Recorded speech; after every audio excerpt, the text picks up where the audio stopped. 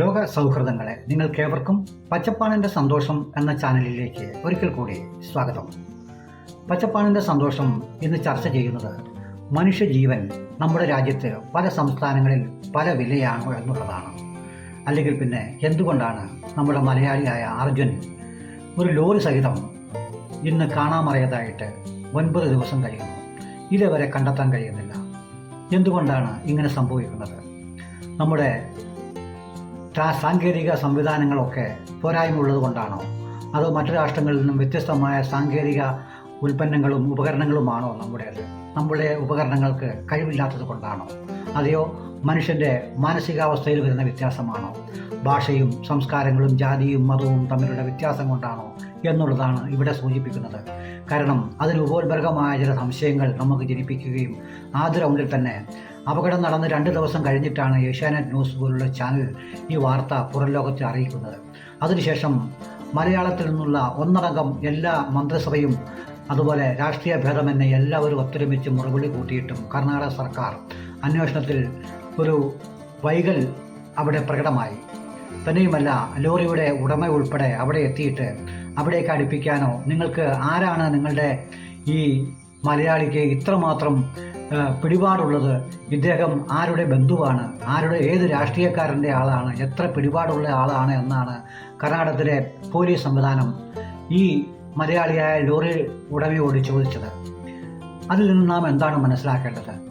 പിടിപാടുകളുള്ള ആളുകൾക്കാണ് മുൻഗണന എന്നുള്ളതല്ലേ ശരിക്കും? അപ്പോൾ ആ ലോറി ഉടമ അദ്ദേഹം പറഞ്ഞത് അദ്ദേഹം ആരുമല്ല, പക്ഷെ അയാൾ ഒരു മലയാളിയാണ് എന്നുള്ളത് കൊണ്ടാണ് ഞങ്ങൾ ഇത്രമാത്രം വ്യാകുലപ്പെടുന്നത് എന്നാണ്. അവിടെയാണ് മലയാളവും മറ്റ് സംസ്ഥാനങ്ങളും തമ്മിലുള്ള വ്യത്യാസം. മറ്റ് സംസ്ഥാനങ്ങളിൽ തമിഴ്നാടാണെങ്കിൽ ഭാഷ കൊണ്ടും, കർണാടകമാണെങ്കിൽ ജാതി ഭൂതാദികളെ കൊണ്ടും, അതുപോലെ ചില സംസ്കാരങ്ങൾ കൊണ്ടും മനുഷ്യന് ഒരു വിലയും കൽപ്പിക്കാത്ത തരത്തിലേക്ക് മാറിക്കൊണ്ടിരിക്കുന്നു. ഇവിടെയാണ് നമ്മുടെ മലയാളിയുടെ പ്രത്യേകത. ജാതിയേതോ മതമേതോ രാഷ്ട്രീയമേതോ എന്നും നോക്കാതെ നമ്മൾ എത്രയെത്രയോ മലയാളികളുടെ കാര്യങ്ങൾ വരുമ്പോൾ നമ്മൾ ഒന്നിക്കുന്നു. ഇത് എന്തുകൊണ്ടാണ് മറ്റ് സംസ്ഥാനങ്ങളിൽ കാണാത്തത്? അവിടെ ജാതിക്കും മതത്തിനും അല്ലെങ്കിൽ രാഷ്ട്രീയത്തിനുമൊക്കെ ഭൂസ്വാമിമാർക്ക് ഉൾപ്പെടെയാണ് അവിടെ വില കൽപ്പിക്കുന്നത് എന്നാണ് നാം മനസ്സിലാക്കേണ്ടത്. അവിടെ മനുഷ്യത്വത്തിന് യാതൊരു വിലയും ഇല്ല എന്നല്ലേ നാം ഇതിൽ നിന്ന് മനസ്സിലാക്കേണ്ടത്. അത്രമാത്രം ആശങ്ക നിറഞ്ഞ നിമിഷങ്ങളാണ് ഓരോ ദിനവും കടന്നുപോയിക്കൊണ്ടിരിക്കുന്നത്. തന്നെയുമല്ല, നമ്മൾ മുറവിളി കൂട്ടി ലാസ്റ്റ് സൈന്യമെത്തിയപ്പോഴും സൈന്യത്തിൽ നിന്ന് റിട്ടയർഡായ പല ആളുകളും പറയുന്നു നമ്മുടെ സൈന്യത്തിൽ ഒരുപാട് സാങ്കേതിക സംവിധാനങ്ങളുണ്ട് എന്ന്. എന്തെങ്കിൽ പിന്നെ എന്തുകൊണ്ടാണ് ഈ സംവിധാനത്തിൽ നമ്മുടെ അർജുനെ അല്ലെങ്കിൽ ആ ലോറി എന്നുള്ളത് പറയുന്നത് രാജ്ഞിയുടെ മൂക്കുത്തിയല്ല, ഒരു വലിയ യന്ത്രസാമഗ്രികമായ ലോറിയും ലോഡും ഉൾപ്പെടെയാണ് ഒരു മനുഷ്യജീവൻ പോയിട്ടുള്ളത്. അതിനെ കണ്ടെത്താൻ കഴിയാത്തത് എന്തുകൊണ്ടാണ്? നമ്മൾ ചന്ദ്രനിൽ ഇറങ്ങി ചൊവ്വയിൽ ഇറങ്ങാൻ പോകുന്നു, ബഹിരാകാശത്ത് നിലയങ്ങൾ സ്ഥാപിക്കാൻ പോകുന്നു എന്നെല്ലാം പറയുന്നു.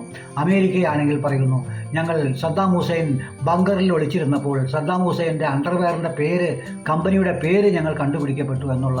ഇന്ന് വേണ്ട ഇങ്ങനെ നമ്മൾ രാജ്യത്ത് ടെക്നോളജിയിൽ ഒന്നാമതാണ് എന്ന് നമ്മൾ കുതിച്ചു ചാടുകയാണ് എന്നൊക്കെ പറയുമ്പോഴും നമ്മുടെ സൈന്യം വന്നിട്ട് നമ്മുടെ സൈന്യത്തിന് എന്താണ് സംഭവിച്ചത്? നമ്മുടെ സൈന്യത്തെ ആരെങ്കിലും വിലക്കിയോ? അല്ലെങ്കിൽ നമ്മുടെ സൈന്യത്തിന് ആത്യന്തികമായിട്ടുള്ള ടെക്നോളജി കൈമാറുന്നതിൽ ആരെങ്കിലും വിലങ്ങുതടിയാകുന്നുണ്ടോ? അല്ലെങ്കിൽ എന്തുകൊണ്ടാണ് കേന്ദ്ര നേതൃത്വങ്ങളൊന്നും, കേന്ദ്ര ഭരണാധികാരികളുടെ ഭാഗത്തുനിന്ന് ഈ കാര്യത്തിൽ ഒന്നും ഒരു അഭിപ്രായവും പറയാത്തത്?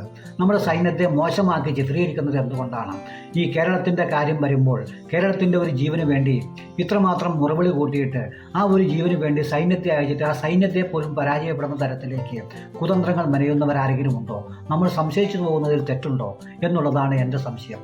അല്ലെങ്കിൽ പിന്നെ നമ്മുടെ അർജുനെ കണ്ടെത്തേണ്ടതല്ലേ?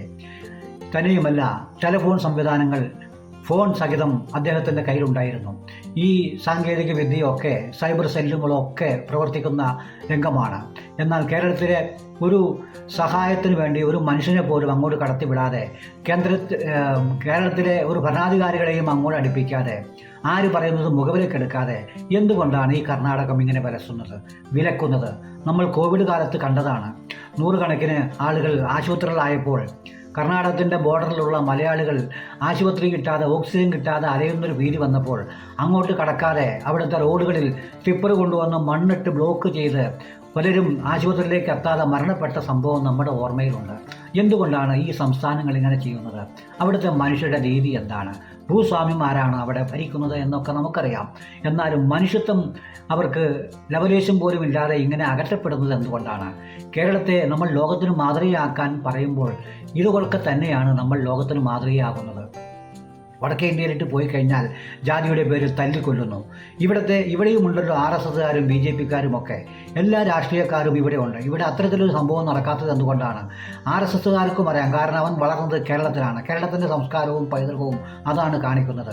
സാഹോദര്യത്തിനും സ്നേഹത്തിനും മനുഷ്യത്വത്തിനും വില കൽപ്പിക്കുന്ന ഒരു സംസ്കാരമാണ് നമ്മുടേതെന്ന് നമ്മൾക്ക് വീണ്ടും ഊറ്റം കൂട്ടി പറയാൻ കാരണമാകുന്നു ഇതൊക്കെ തന്നെയാണ്.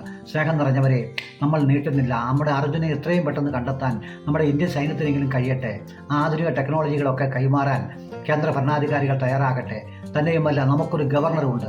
എല്ലാ കാര്യത്തിനും കൊച്ചു പിള്ളേരെ പോലെ, ചട്ടമ്പിമാരെ പോലെ നിസ്സാര കാര്യങ്ങൾക്ക് ഇറങ്ങി റോഡ് സൈഡിലും മാർക്കറ്റുകളിലും കടത്തിണ്ണകളിലും നിരങ്ങുന്ന നമ്മുടെ ഒരു ഗവർണർ ഈ ഒരു വിഷയം അറിഞ്ഞില്ല എന്ന്, ഒരാഴ്ച കഴിഞ്ഞിട്ടും അർജുൻ പോയത് അറിഞ്ഞില്ല എന്നൊക്കെ പറയുന്ന നമ്മുടെ ഒരു ഗവർണർ. നമുക്ക് എന്തിനാണ് ഇങ്ങനെ ഒരു ഗവർണർ?